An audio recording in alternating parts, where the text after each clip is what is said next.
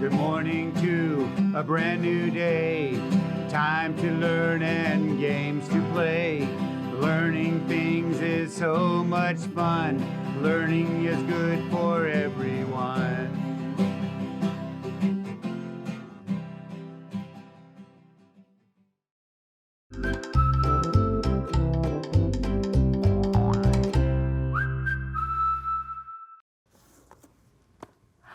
Good morning, my third grade friends. I'm so excited to be with you today. And I was just picking out because I don't know about you, but I've been at my house for a lot of days. And I love Dr. Seuss's Oh, the Places You'll Go, because it reminds me of places that maybe I want to go in and have an adventure with. So again, I just really encourage you, if you're hanging out at home, why not have an adventure? Enjoy a book. All right, let's get started. Happy Friday. I'm so excited. It's the end of the week. So I want to say I'm super excited to hang out with you today to help you and support you as you become amazing thinkers, readers, and writers. Today, we're going to go through and we're going to practice some high frequency words. We're going to look at some short vowel words and add some inflectional endings. And then we're going to finish off with a story that we started on Wednesday. We read a little yesterday on Thursday, and then we're going to complete our story today. You ready to start? Okay, let's get going. So those high frequency words, remember, these are the words that we've been practicing all week. They're going to help us become amazing readers and writers because we can read them fluently. If there's one here that's maybe giving you a little trouble, practice writing it down and see if you can practice it all weekend. All right. Let's go. Let's read them. Are, around, ate, at, as, ask, another, any, away, back. Nicely done. Good job, third grade. So this week, or today I should say, we're going to focus on these two, away and back.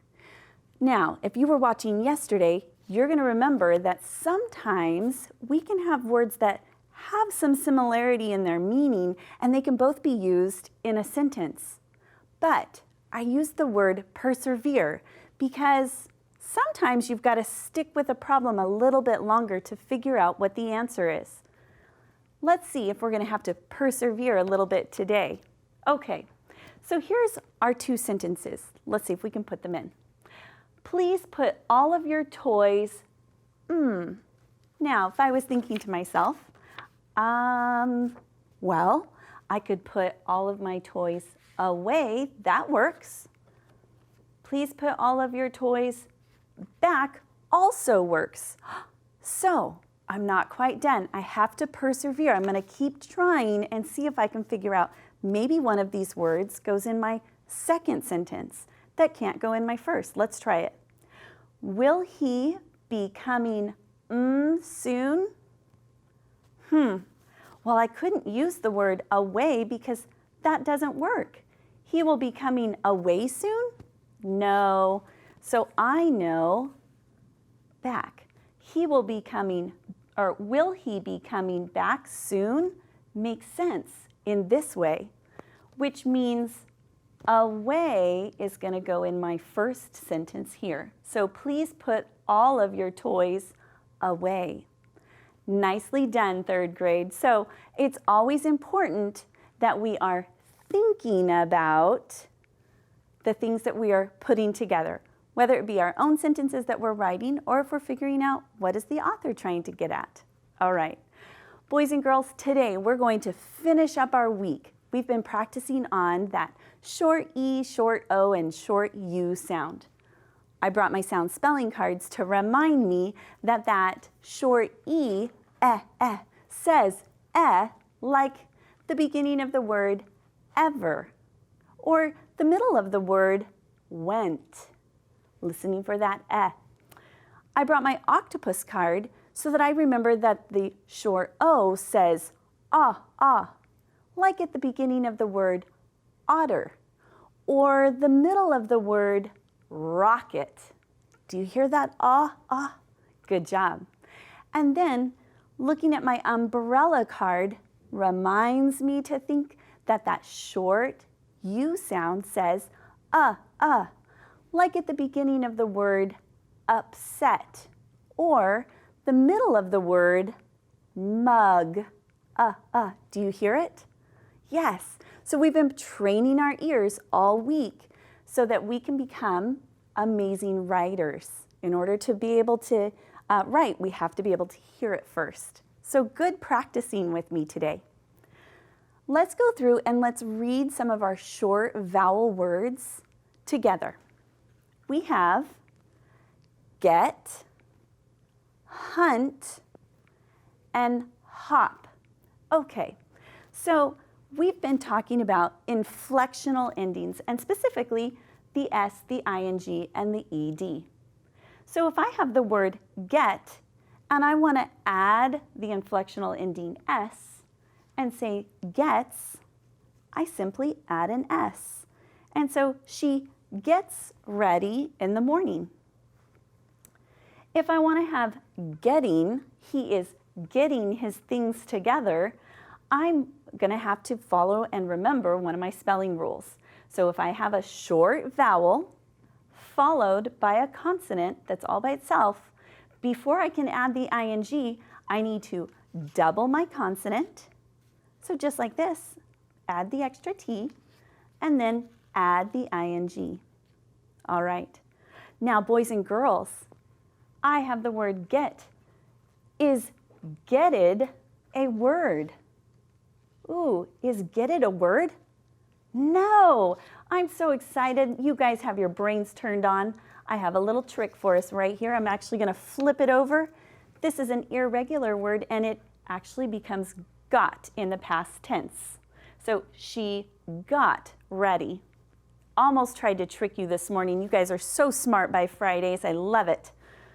So if I have the word hunt, let's come over here. We've got our vowel, and it's got two consonants.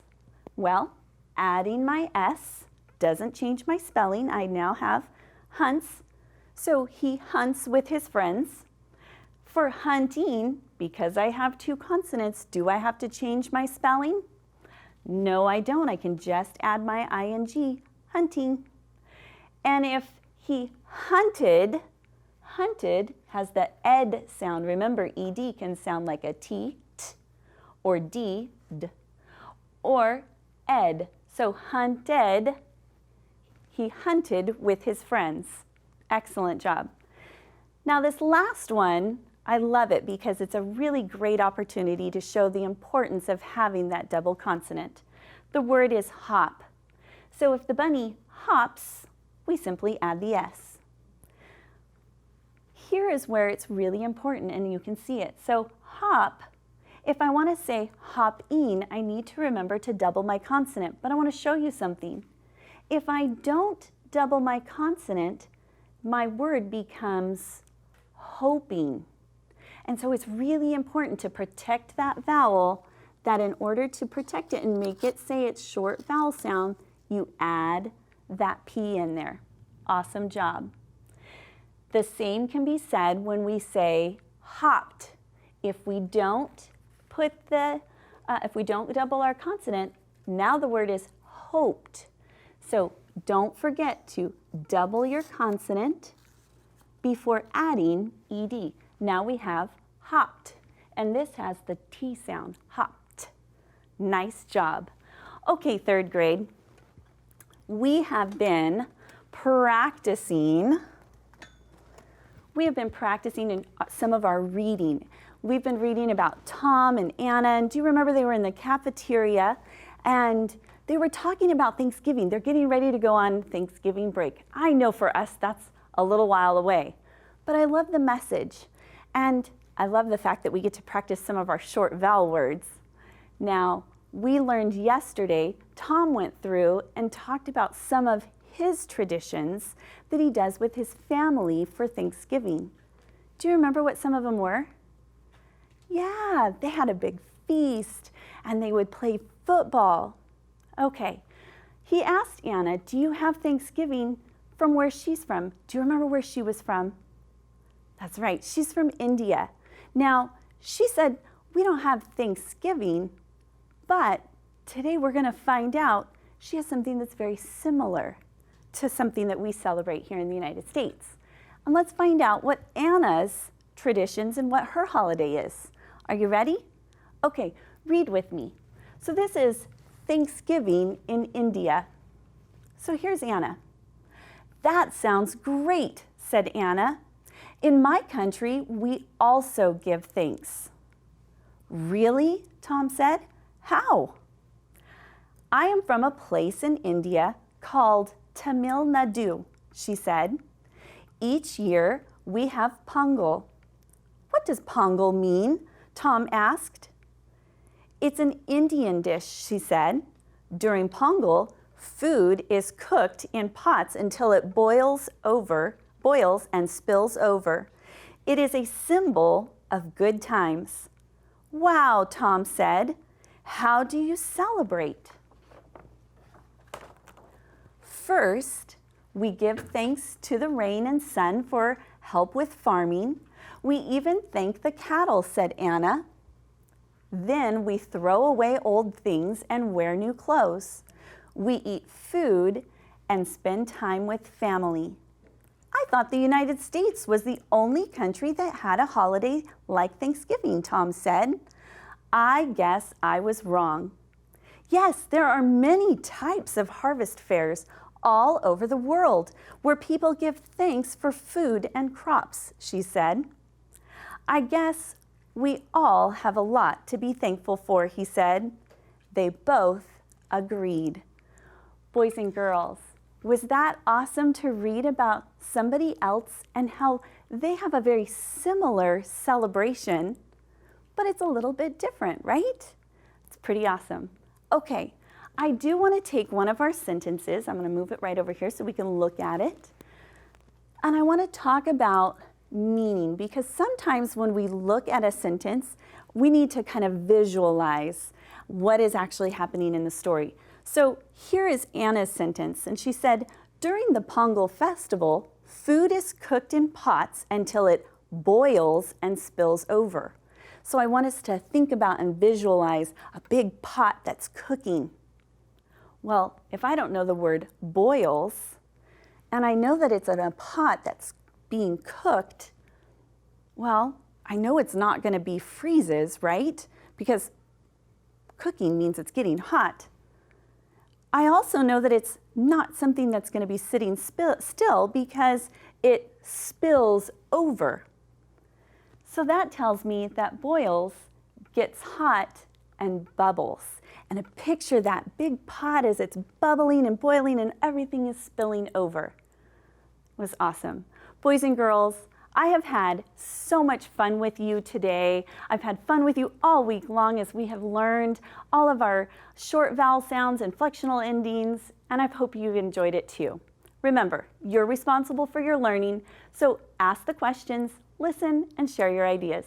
Can't wait to see you back here on Monday. Have a wonderful weekend and take care. Bye-bye. Good morning to a brand new day. Time to learn and games to play. Learning things is so much fun. Learning is good for everyone.